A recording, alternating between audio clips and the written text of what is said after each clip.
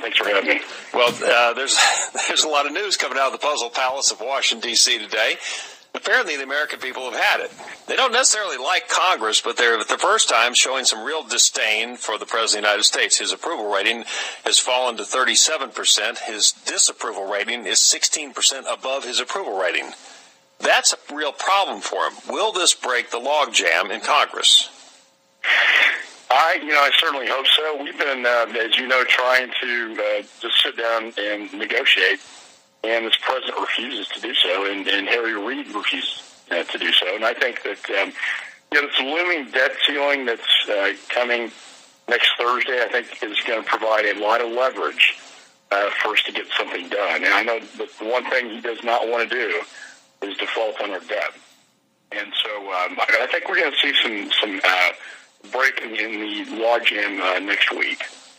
There's reportedly a deal out the Republicans are looking at for a short-term fix on on raising the debt ceiling with offsetting cuts in spending. The latest poll, this Associated Press poll that shows the decline in the confidence in Obama and approval rating, also reports that only 3 in 10 Americans want the debt ceiling raised without cuts in spending. This would seem to fall in line for it. Have you heard anything about this deal? Yeah, we're having a conference, a Republican conference, in an hour, and my understanding is that will be the proposal, is basically just a short-term fix that will have a dollar for dollar cut in spending. Now that's fine, but Ed, I'm more interested in an end game that really wins.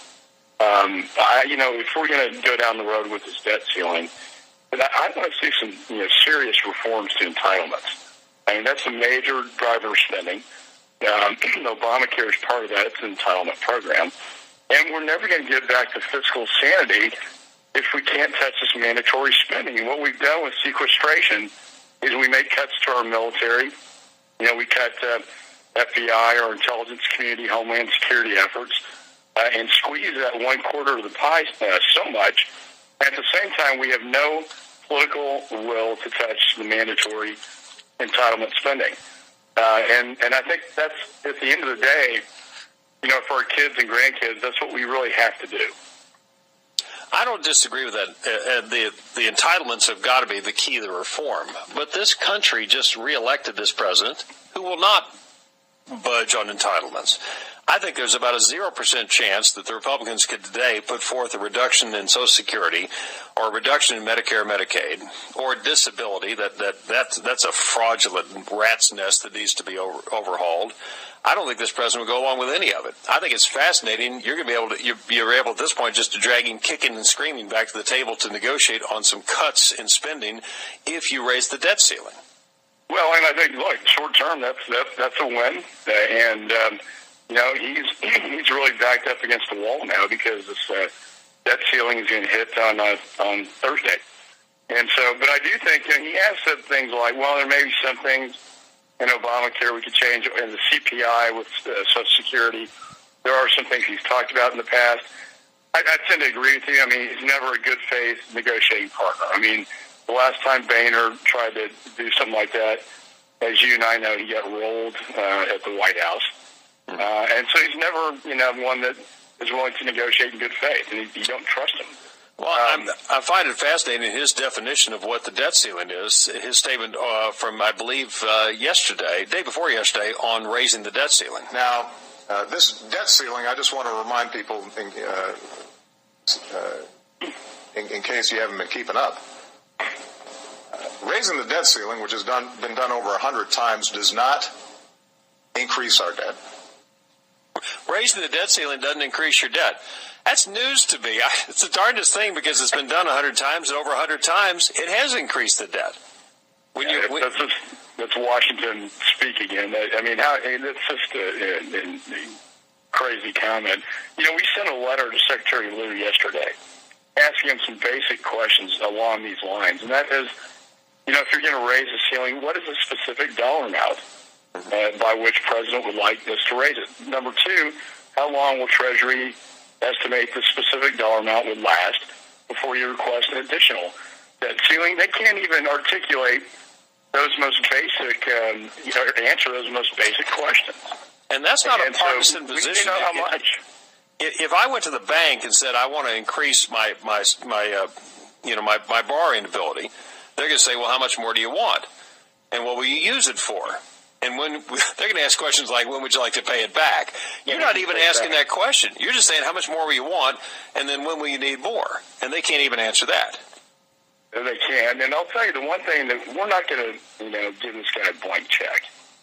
And that's what a raise the debt ceiling without anything in return for that. That's what a clean CR is. It's basically just giving him a blank check.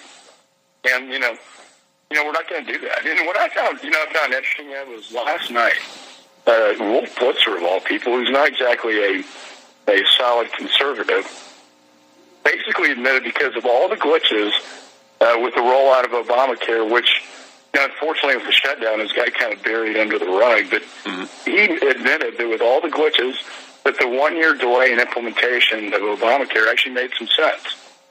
And that's Wolf Blitzer saying that. Yeah, and it's the failure of the healthcare.gov website that has got these guys that have been in lockstep with Obama saying, well, maybe we need to go back and look at this, because if they're now saying this morning, I don't know if you've got it yet, Congressman, I'm sure you get better briefings than I have, but they're now saying that the glitches on the website, according to this, the website people, are now saying that I think they started with a $93 million budget. One report is they've already blown through $600 million. And that it'll take them 3 months to fix the glitches. And we're going to start fining people in 6 months for not getting on the website and buying something for the website you can't get on and use today. Wow. We're going to fine people for not getting on the website and buying something the government's forcing you to buy. The Speaker of the House, John Boehner. What's that? The Speaker of the House, John Boehner, yesterday on the House floor. What a train wreck. How can we tax people for not buying a product from a website that doesn't work? That is the simplest question you could ask. When you turn to your Democrat counterparts in the House and ask them that question, what is it that they say?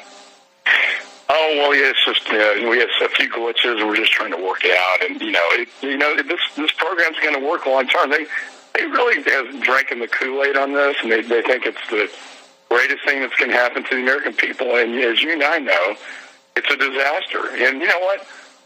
The more it rolls out, the more people are going to see it for what it is. And I think this website fiasco is just the beginning of this. You're kind of lost in space. I had a staffer of mine try to get on this exchange, and he lives in Texas, and it had him living in Massachusetts. So he was trying to buy, a policy if he lived in Massachusetts. And the whole thing is messed up. Yeah, it's screwed up. I would, and again, I know names. I won't put you on the spot with this, but I would appreciate if you do something for me. When you get back to the House today and you're walking around out there and you see, a couple of your counterparts, guys that you know or ladies that you're on the other side, your peers, but the other party. I'd appreciate if you walk up to them and in the conversation would just say, are you really comfortable betting your political future on this website? I'd like to know what their response is. And no names, just generic Democrat. I'd just like to know, in a quiet moment, if they're really just drinking the Kool-Aid, or they're just in complete denial, or they're whistling past the graveyard, or they've just got a damn the torpedoes full speed ahead mentality, because I don't see it. I don't see how they can keep this up. I don't either. They think that they're going to get the majority back because of the shutdown. That's their, they seem, happy about this whole thing because they think they'll get the majority back, and it's not. I think, as you pointed out at the beginning, the president's numbers are going down. Greatly. And so this is not working for them. The president's numbers are lower right now. He has a the total number, 37% approval rating with a 53% disapproval. He's upside down 16%. At the same time in his second term, George W. Bush was above this. He's below Bush at this exact moment in history. When Bush left office, he was only 4 points lower than Obama is right now, and we haven't rolled out Obamacare yet. Yeah, wait till that happens. This doesn't get better. This is like the horror movie. We're in the first half hour. We're going in the basement. My wife Linda's got a theory. She says, you know what? Go ahead and roll it out, because then the American people will see how bad it is. And she's like, you keep talking about delaying it and all. So go ahead and let it roll out. And when people see how bad this product is, they're gonna revolt. My initial response. Oh, go ahead, sir. I apologize. Go ahead. No, go ahead. My initial response was very much like your wife, Linda, a very bright young lady. Please give her our best. My response was, put the crash dummies in the car, strap the Democrats in, put the accelerator down, and let Obamacare happen, and stand back and watch, because they own this thing. They own it, the entire event, from start to crash. They own it. They do. Thanks so much for having me. Okay, Congressman McCaul joining us from Washington, D.C. Ask those Democrats, you really comfortable betting your political future on this website? Really? Your individual political future, you and your family? And when you get fired, what are you going to do then? You go back and write a book? You think they're dying for you to go on the speaker's tour where you can explain to the people at some chicken dinner how you blew it and had the majority and you worked your way out of a job? You think they're interested in that? I'd love to hear their response.